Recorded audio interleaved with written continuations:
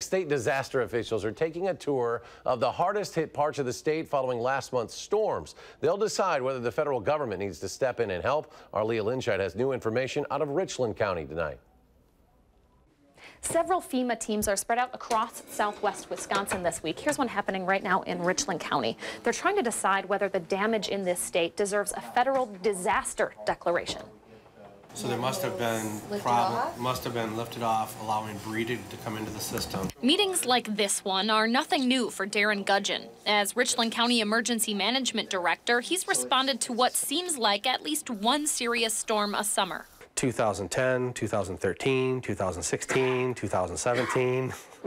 This flood is going to be number 3, on the list of historical crests. And obviously, tremendous amount of rainfall. We had 12+ inches of rain in a matter of hours. 5 teams are trekking across southwest Wisconsin, documenting the damage left behind by the latest disaster, last month's storms. It's so widespread, right? We're really looking at damage in 11 counties. And some of the counties were harder hit than others, but they all have, various degrees of damage. The teams will send in their notes to the governor, who will then decide whether to ask the federal government for a disaster declaration. The threshold to meet that, at least $8 million in damage to Wisconsin counties. Just, tremendous amount of damage. At early numbers, we're going to be somewhere in the ballpark of $340,000, $360,000.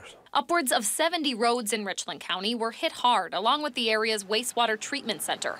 Still, though, Darren's seen worse. It comes with the territory. We're going to flood here in southwest Wisconsin. It's a beautiful part of the state. We have hills and valleys, and with that comes flooding. These meetings will continue for the rest of the week across Wisconsin counties. An estimate of that damage will be provided to the governor by the end of the month. In Richland Center, I'm Leah Linscheid for WISC News 3. And crews will head to Iowa and Lafayette counties next.